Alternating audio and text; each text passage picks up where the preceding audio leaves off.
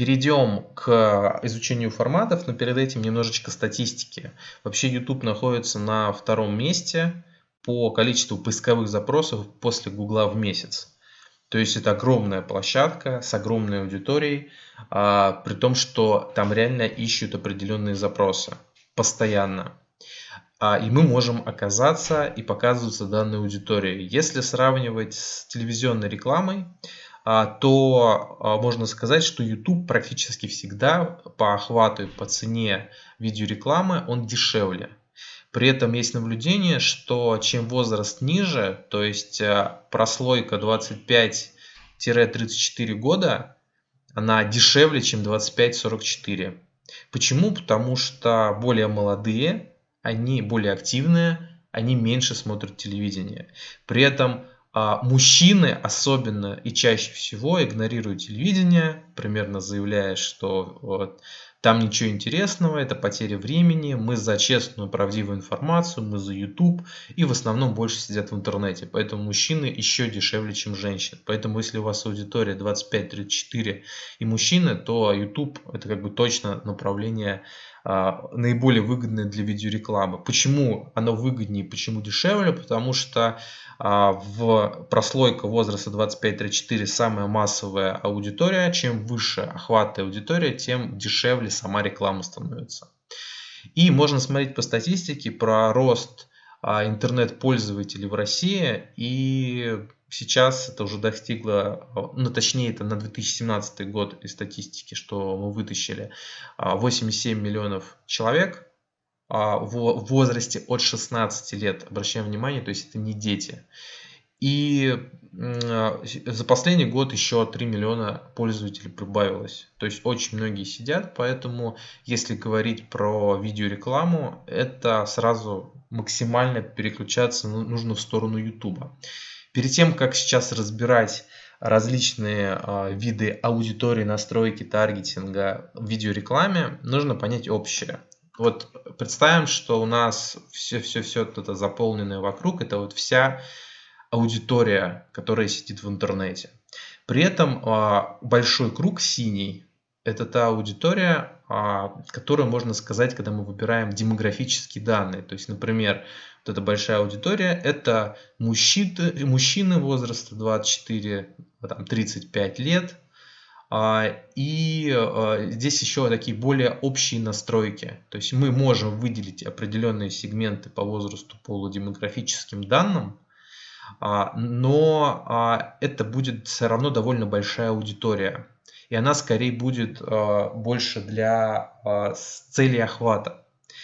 И это то, что всегда и везде, во всех настройках видеорекламы на разных сервисах, сайтах, то, что везде используется. Но оно не точное.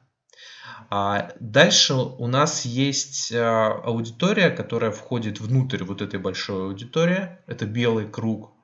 И здесь уже находятся те люди, которые интересуются определенной темой, которую мы хотим рекламировать.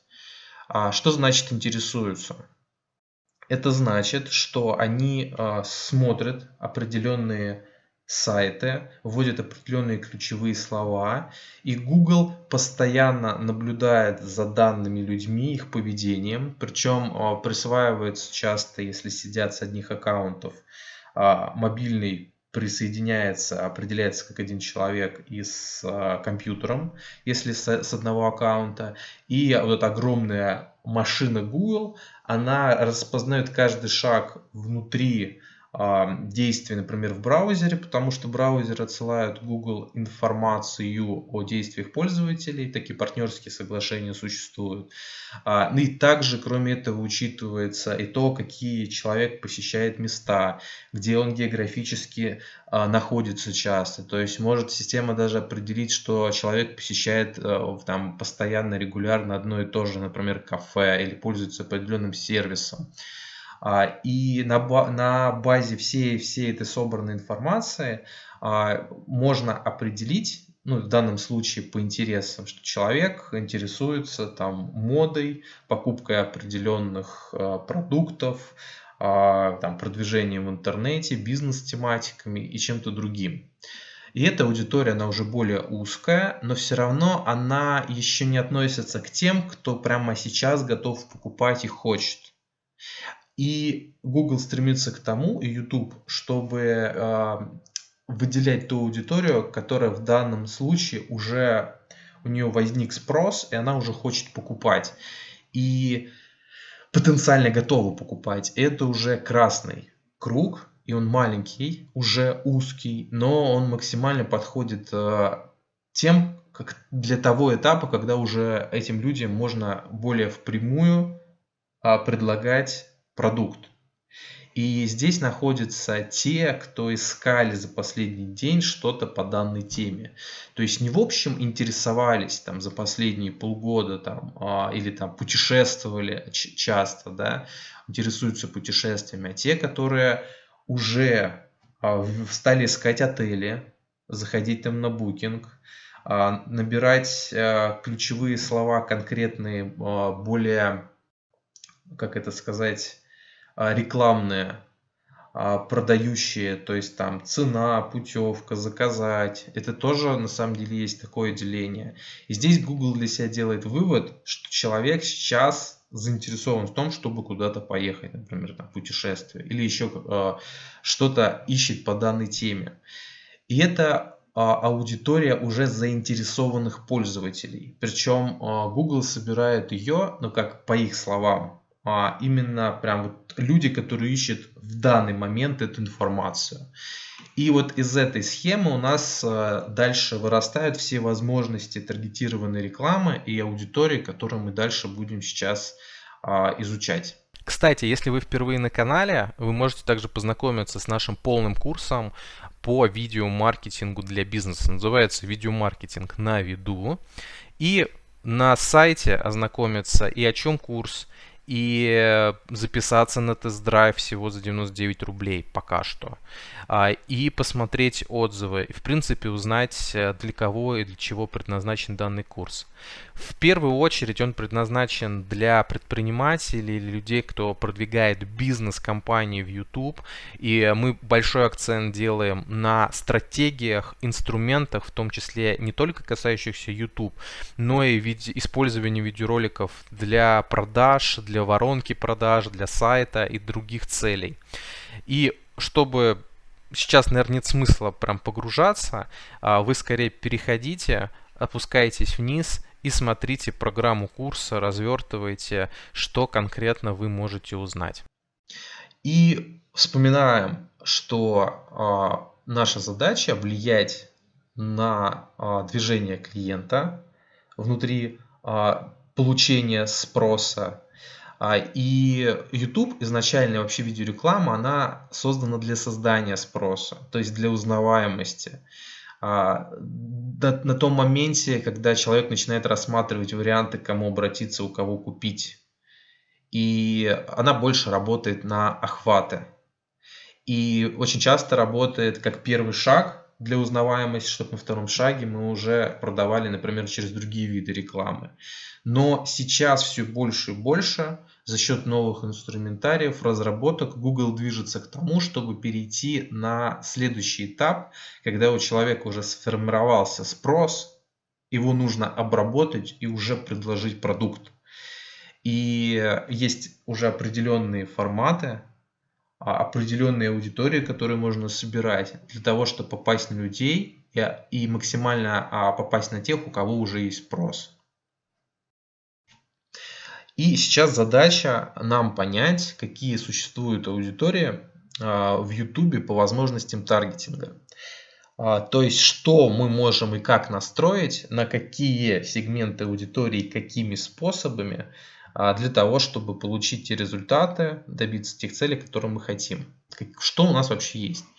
Первое, ну это такое наше тоже деление в какой-то степени, есть общие настройки таргетинга. Здесь, наверное, вот когда мы говорим про аудиторию, мы говорим о том, что в идеале мы берем эти все аудитории, их тестируем. То есть мы пробуем и географию, ключевые слова, и особые аудитории, и темы, и смотрим, собираем каждый под целевую аудиторию, смотрим, что из этого лучше срабатывает. Когда получается определенный опыт, начинаем работать только с определенными, начинать работать с определенными аудиториями. Но сейчас смотрим в общем, что есть. Значит, первое, по географии. То есть, например, мы тестируем вся Россия, или там крупные города-миллионники, или только Москва, или только Московская область, или центральный регион России, там другой регион России. Сравниваем. Демография по полу и возрасту. Например, тестируем мужчины или женщины отдельно. Разные возрастные категории, которые существуют в Google. Площадки размещения. То есть мы можем показывать рекламу на определенных YouTube каналах или видеороликах, или сайтах, или приложениях. То есть мы можем их прямо выбрать из списка, который предоставляет Google. Это все, что связано с партнерами, все представители, все каналы YouTube. Если у них внутри встроена возможность показа видеорекламы, то есть они монетизируют свои видеоролики, каналы, там, приложения и так далее, или сайты есть в партнерской программе, ваш видеоролик там могут увидеть. И мы можем настроить рекламу, чтобы она показывалась на определенных каналах, видеороликах, сайтах, приложениях. Дальше ключевые слова. Это тогда, когда мы можем показываться в выдаче YouTube. Например, когда человек вводит определенный ключ, ищет фразу в YouTube и выскакивает наш рекламный ролик. И по ключевым словам также Google определяет то, чем интересуется человек в данный момент, и ищет тех людей, которые интересуются данными темами по данным ключевым словам, которые мы ввели, и показывает и подсовывает им видеоролик в разных местах. Это может быть и в поиске, и в рекомендованных похожих видео, и там может это выскочить на главной странице в приложении YouTube. Это ключевые слова. Еще одна из возможностей. Дальше у нас идут интересы, модели поведения и привычки. Я немного сейчас поменял, потому что аудитории по интересам — это когда мы выбираем, чем интересует человек: сад и огород, финансы, спорт, определенный спорт, ремонт квартиры, покупка дома. То есть все, что связано с его интересом, путешествия. Это более обширная аудитория, которые как раз мы обсуждали, такие более широкие, более охватные. Те, которые сталкивались с данными сайтами, наблюдали эти темы, смотрели на эти темы статьи и видеоролики и так далее. И еще существуют особые аудитории по интересам, так называемая особая аудитория. Это значит, что мы можем вручную самостоятельно подсказать Гуглу, какую аудиторию нужно собрать и на что нужно ориентироваться. То есть мы можем ввести при настройке данных аудиторий определенный набор сайтов, например, наших конкурентов, или тематических сайтов, на которых, скорее всего, в основном сидит наша целевая аудитория. Тематических сайтов, в принципе, то есть мы понимаем, что это связано с тем, о чем мы рассказываем, что мы предлагаем. Причем это могут быть не только сайты, это могут быть странички групп социальных сетей по нашим тематикам или конкурентов. Это могут быть каналы YouTube конкурентов. Соцсети, если мы рассматриваем, это может быть, например, отдельно ВКонтакте, отдельно Facebook, отдельно Одноклассники.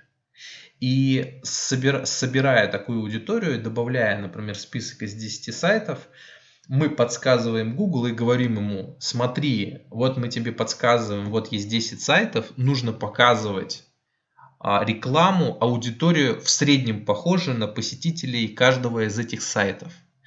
Причем, когда Google подбирает аудиторию, похожую на посетителей определенного сайта, очень много шансов, что этот человек посещает и другой сайт из этого же самого списка. То есть мы в какой-то степени, в принципе, даже попадаем на аудиторию данных сайтов. Но если говорить реально, Google подбирает именно похожую аудиторию на посетителей. Естественно, мы не можем прям четко, он не даст возможности показываться именно на конкретных посетителей конкретных сайтов. И очень часто эти аудитории очень хорошо срабатывают. И есть особая аудитория по интересам, и чуть позже мы рассмотрим особую аудиторию по намерениям. И если рассматривать эти аудитории, то есть мы обычно разбиваем и делаем отдельно конкуренты, отдельно делаем тематические сайты, отдельно соцсеть какая-нибудь и YouTube. И сравниваем, как заходит данная аудитория. Чем больше у нас сайтов, то есть расширяем список, тем обычно немножечко результаты начинают улучшаться. И кроме того, что мы добавляем сайты, также в эту аудиторию мы можем добавить определенные наборы ключевых фраз интересов. То есть Google будет учитывать не только похожую аудиторию на посетителей этих сайтов, но также еще ориентироваться, чтобы они интересовались теми интересами, простите за каламбур, которые мы еще также прописали дополнительно. И сегодня мы будем рассматривать только базовые настройки. Если про сбор особых аудиторий, про их особенности, расскажем в третьем блоке по YouTube, по настройке видеорекламы. Дальше еще у нас есть такая возможность, как темы. И, наверное, мы к ним относимся так же, как некие сегменты аудиторий, как интересы, но только это темы. Чтобы было понятнее, это надо скорее просто рассмотреть варианты тем, которые вообще существуют. Это еще, так сказать, еще более большая аудитория, менее целевая, очень размазанная такая. И по темам у нас обычно, последние, наверное, каналов 5 настроек рекламы, то есть вообще они никогда не показывали нормальные результаты, то есть мы, в принципе, приходим к тому, что их вообще не использовать. С точки зрения аудитории по интересам, другое дело, особенно под нишу это может нормально попасть, и есть смысл брать прям отдельный сегмент каждого интереса и пробовать его отдельно. Но об этом еще поговорим. Следующий пласт аудиторий – это кто сейчас принимает решение о покупке. И это происходит, по словам Google, прямо сейчас. То есть в данную секунду это происходит. Но даже если это происходит образно за последние несколько дней, даже может быть неделю, в этом ничего нету страшного. Мне кажется, скорее всего, из-за того, что спрос бывает разный на разные темы по трафику, более массовые моменты, они в данный момент, то есть эта аудитория постоянно обновляется теми, кто в данный момент ищет. Если трафика меньше, то он, наверное, все-таки берет определенный период, чтобы масса аудитории набиралась. То есть вначале показывается тем, кто ищет прямо сейчас, а потом показывается тем, кто искал 1 день, 2 дня назад, неделю назад. Просто понимая, что аудиторию уже нужно набрать, массу аудитории, поэтому, скорее всего, по моему мнению, это происходит именно так. И есть такая аудитория про принятие решения покупки в данный момент. И я, наверное, сказал скорее, давайте разберем. Например, важные жизненные события до и после. Здесь как раз это не в данный момент происходит, а это происходит, он считает обычно YouTube, это для разных аудиторий, берет 30 дней, например, до и 30 дней, например, после того, что что-то происходит. Что это может быть? Например, окончание университета. То есть, когда определено, что человек скоро закончит университет, он собирает аудиторию до и после этого события. По свадьбе, если он определился и знает дату, или вычисляет, что свадьба скоро будет, опять же, он берет процесс до и после, возможно, ориентируясь также на те запросы, которые происходят, или когда эти запросы перестали поступать. И как он определяет, это отдельная тема, точно на это ответить невозможно. Переезд, то есть переезд в другую квартиру, все, что связано с ремонтом и с процессом, покупка дома, смена работы, начало нового бизнеса, выход на пенсию, те, от кого съехали взрослые дети. То есть некие алгоритмы Гугла позволяют не просто определить интересы, а понять то, что сейчас с данным пользователем, который сидит на данном браузере, происходит. Да, и обращаю внимание, еще на всякий случай, что почему видеореклама и вообще таргетинг, он не идеален, как бы нам хотелось, потому что он прикрепляет, у нас есть там браузер, в браузере есть так называемые куки, то есть запоминает браузер, что мы посещали, что мы куда вводили, что мы вообще делали, где мы находимся. Вся эта информация используется поисковыми системами. Но мы можем сидеть не только на одном устройстве, а на нескольких. И часто это невозможно определить. Или, например, у нас может быть компьютер с определенными, так сказать, интересами в браузере, а при этом сидит ребенок и смотрит эту рекламу, потому что мы не знаем, кто этим устройством будет пользоваться. А еще на одном устройстве у нас может быть несколько браузеров. В каждом браузере у нас будет определенный набор то, чем мы интересуемся. А еще может быть несколько пользователей, которые сидят в одном браузере, и одна набирает всякие модные штучки, а второй интересуется автомобилями, и как бы показывается не очень релевантная реклама. Но чаще все-таки выявить это можно, поэтому у нас таргетинг, он все-таки работает, но размыто вот именно по этим самым причинам. Но все-таки именно определение определенных событий, максимальная привязка к ним позволяет более точно ориентироваться на то, какие продукты или там подписку на какие каналы им можно предлагать.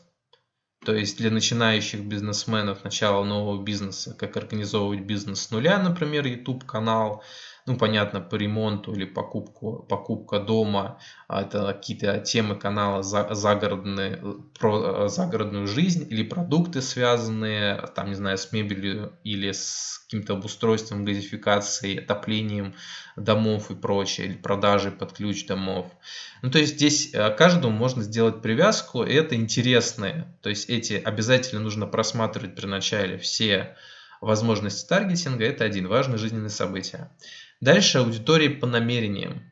Это аудитории заинтересованных покупателей. Как раз вот эта аудитория, которую Google считает и говорит, что я ищу именно в данный момент времени. То есть те люди, которые в данный момент времени уже конкретно интересуются данным продуктом. Они именно ищут и хотят его купить, скажем, наверное, так. И здесь вот аудитории по намерениям, они хорошо работают на рекламе инстрим преролла, точнее, если в общем рекламе для того, чтобы были переходы на сайт и конверсия. И у нас есть очень крутая возможность, это создать аудитории по намерениям, опять же, свои, которые называются особые аудитории. И здесь мы можем ввести ключевые слова, которые люди ищут в Google. То есть мы подсказываем Google и вводим в настройках данной аудитории от 100 до 500 ключевых слов, как рекомендует Google. И это слова не те, которые ищут в YouTube, как в ключевых запросах, то, что таргетинг выше. А здесь он учитывает и YouTube, и Google. То есть мы подсказываем, говорим, вот у нас 500 ключевых слов, это более высокочастотных надо слов брать. Если человек интересуется данными словами, пожалуйста, найди мне людей, похожих на тех, кто вводит данные ключевые слова в Google и в YouTube. И эта аудитория может тут очень точно попадать и быть близка к тем запросам, которые показывают о том, что люди интересуются конкретно нашим продуктом. И это особые аудитории по намерениям.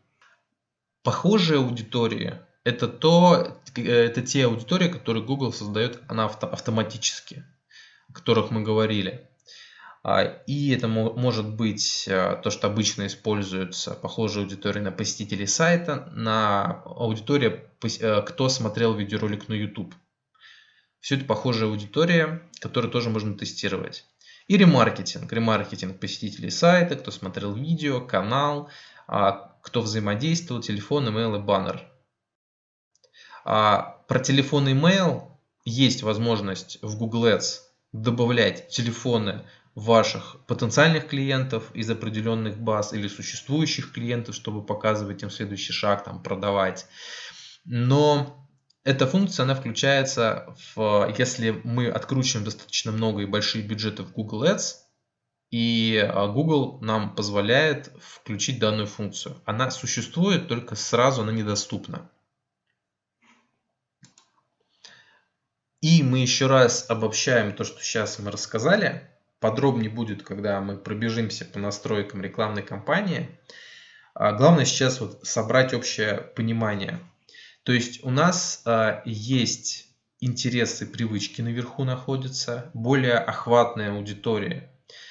И к ним относятся особые аудитории по интересам и аудитории по интересам. И есть определенные шаблоны поведения потребителей, по которым определяет Google именно эти интересы аудитории по интересам, то есть посещение определенных сайтов, и мы можем на них таргетироваться.